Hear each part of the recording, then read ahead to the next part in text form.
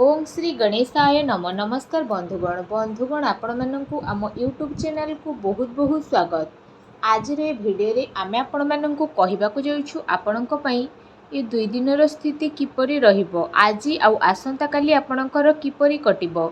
विशेष भाव में जदि आमे आपण मानकु कहिबु तो विशेष भाव में केउ सब जिनिस रे आपणकु फायदा हेबो, केउ सब जिनिस रे दुई दिन रे आपणकु सावधानता अवलंबन करबाकु पड़िबो, आपणकर लव लाइफ किपरि रहिबो, क्यारियर किपरि रहिबो, बिजनेस आउ व्यापार किपरि रहिबो एवं स्वास्थ्यर किछि महत्वपूर्ण इनफॉरमेशन मध्यम आमे आपण मानकु देबु। आउ ए वीडियो शेष रे आमे आपणकु किछि उपाय विषय रे मध्य कहिबु, जहा द्वारा आपण ए दुई दिन को आहुरी अधिक शुभ आउ मंगलदायक सब्यस्त करें। आग को वीडियो आरंभ करने पूर्व आमर आपण को रिक्वेस्ट कि जदि आपण आमर ए चैनल नुआ करी चैनल को सब्सक्राइब करंतु, सांगरे नोटिफिकेशन बेल को मध्य ऑन करंतु, जहाद्वारा समय समय सह नुआ नुआ वीडियो नोटिफिकेशन आपण पाखरे सर्वप्रथमे पहुँचब। आसतु जानिबा किपरि रहिबो आपणक पई विशेष भाव में ए दुई दिनर स्थिति। जदि सबुठारु प्रथमे आमे आपणको कहिबु कि कौन ए दुई दिन रे आपणक पई स्थिति पॉजिटिव रहिबो। विशेष भाव में जदि कहिबा विद्यार्थी माननकु इंटरव्यू रे एवं क्यारियर संबंधित परीक्षा रे सफलता मिलिबार पूरा संभावना रहिछि। सेथिपई निजर पाठ पढ़ा प्रति एकाग्रचित रुहंतु। आपणकर संतुलित दिनचर्या कारणरू अधिकतर कार्य समय सह पूरा मध्य हेबो। ता सहित जदि कहिबा कौनसी धार्मिक प्रवृत्तिर व्यक्ति द्वारा आपणकर साक्षात हेबो आउ आपणक विचारधारा रे सकारात्मक परिवर्तन आनिबो तथा जीवन सहित जड़ित प्रति कार्य को करिबार बहुत भल नजरिया आपणको प्राप्त हेबो। आर्थिक स्थिति मध्य आपणकर बहुत ही भल रहिबो। संपर्कियंक सह मनोरंजन संबंधित प्रोग्राम आपणकर बनिबो आउ संबंध रे घनिष्ठता मध्य आसीबो। पूर्व किछि टाइम रु जे कार्य सब प्रति आपण परिश्रम करुथिले एबे से सबुर शुभ परिणाम आपणको आशा ठारू अधिक प्राप्त हेबो। धार्मिक कार्य प्रति आपणकर विशेष भाव में रुचि रहिबो। पूर्व टाइम रु जो सब काम रे रोकावट आसुथला एबे से सब बहुत ही आसानी रे पूरण मध्य होई जिवो। वस्त्र आभूषण जेपरी जिनिस किणाकिणी रे आपणक टाइम को स्पेंड करिवे, समय आपणक सपक्ष रे जिवो, तेणु तार सम्मान करंतु।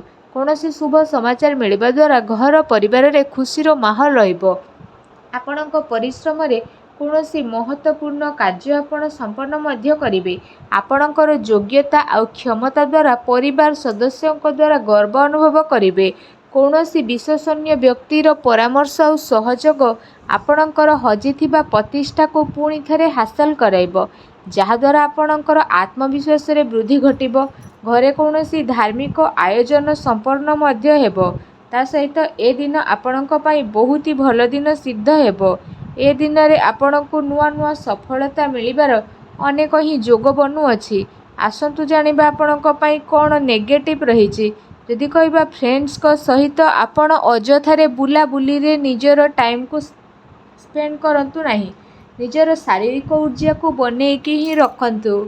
अलस्वामी हेले हेउथुबा कार्य आपणकर अटकी जिवो। गुरुत्वपूर्ण दस्तावेज को संभालिकी रखंतु, कारण केही भी आपणकर यह भूल व्यवहार करिपारे। यह द्वारा आपणकर स्वाभिमान उपरे आंच मध्य आसीपारे। संतानकर गतिविधि उपरे कड़ा नजर रखंतु। पिलांक समस्या को शांतिपूर्ण भाव में सुझंतु। तांकु रागिबा द्वारा विशेष भाव में जदि कहिबा तांका भाव में हिंस्र भाव जात्र होइथाय। काल्पनिक कथा उपरे अधिक ध्यान न देकी यथार्थ उपरे विश्वास करंतु, किंतु ध्यान रखंतु कौनसी भी कार्य को करिबा पूर्वरु तार भल खराब स्थिति उपरे नजर रखंतु, काहेकि ना किछि भूल हेबार संभावना लागू अछि। ता सहित जदि कहिबा अधिकतर टाइम आपण घरु बाहर स्पेंड करिवे, किंतु सफलता प्राप्त पाई मर्यादार ध्यान रखिबा आपणक पाई अति आवश्यक रहिछि। कौनसी भी अनुचित कार्य आउ आपणकर क्रोधपूर्ण व्यवहार आपणकर योजना को कामयाबी करिबो। सावधान रुहंतु। अजथा खर्चरू दूरेकी रुहंतु। अचानक कौनसी महत्वपूर्ण खर्च मध्य सामना को आसीपारे। ता सहित कौनसी निकट संबंधियों सह मतभेद हेबार पूरा संभावना रहिछि, तेणु सावधान रुहंतु। आसंतु जानिबा आपणकर लव लाइफ र स्थिति किपरि रहिबो। वैवाहिक जीवन स्थिति सुखमय रहिबो। प्रेम संबंध रे काफी मजबूतता देखिबाकू मिलिबो। आउ प्रेम संबंध पई ए दिन बहुत ही अनुकूल भरा साब्यस्त हेब। पारिवारिक गतिविधि आपणकर सहयोग समर्पण वातावरण को खुशी भरा साब्यस्त करदेव। आउ संबंध में आहरी अधिक घनिष्ठता आसब। पति पत्नी संबंध में मधुरता आसब। कौन सी महत्वपूर्ण कार्य करिबारे निज जीवनसाथी परामर्श अवश्य नियंतु। ए दिन प्रेम संबंध को मजबूत करने विशेष भाव में बहुत ही भल दिन साब्यस्त होगाकू जाउछि। आसंतु जानिबा आपणकर व्यवसाय क्यारियर स्थिति किपरि रहिबो। जदि कहिबा ग्रहंकर स्थिति आपणक पक्षरे रहिबो, कौनसी भल कार्य आपणकर सफल हेबो आउ लाभर उचित अवसर मध्य आपणको प्राप्त हेबो। चाकरी पेशा व्यक्ति निजर कार्य को बहुत ही अधिक ध्यानपूर्वक करिवे। कौनसी भूल भाल हेबार संभावना मध्य रहिछि। लेन देन रे ध्यान केंद्रित करंतु। कौनसी बड़ स्थिति रे परिवर्तन आसिबो आउ चाकरी पेशा व्यक्ति को निजर टार्गेट पूरा करने द्वारा लाभ मध्य प्राप्त हेबो। ता सहित कौनसी नुआ स्थिति जेहेतु बनूची, कौनसी भी डील फाइनाल करने टाइम रे समझदारी आउ भाभी चिंती की काम करंतु। लाभर मार्ग प्रस्तुत हेबार विशेष भाव में जोग बनुअछि। अर्थात समयर भरपूर सदुपयोग मध्य करिवे।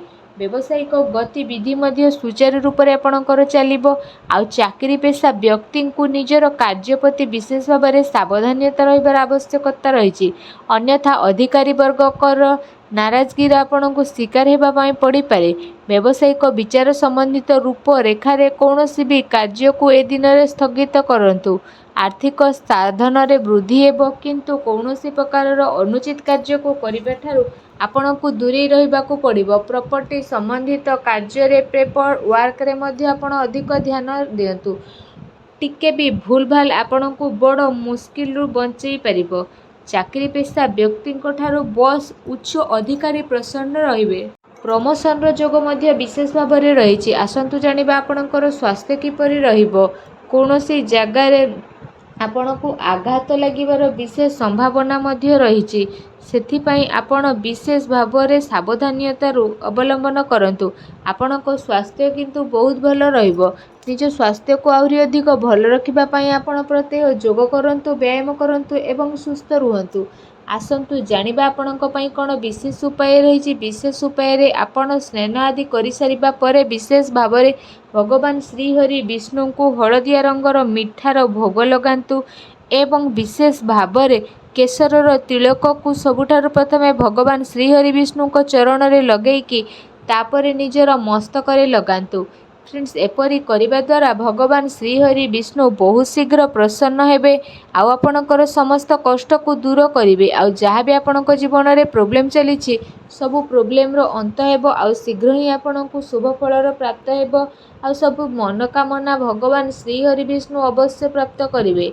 भगवान श्रीहरि विष्णुकर आशीर्वाद आपको मिलू। सच्चा दिल रे कमेंट बॉक्स रे जय श्री हरि विष्णु बोली अवश्य लिखंतु और वीडियो को लाइक करने को आदौ भी भूलंतु नहीं। धन्यवाद।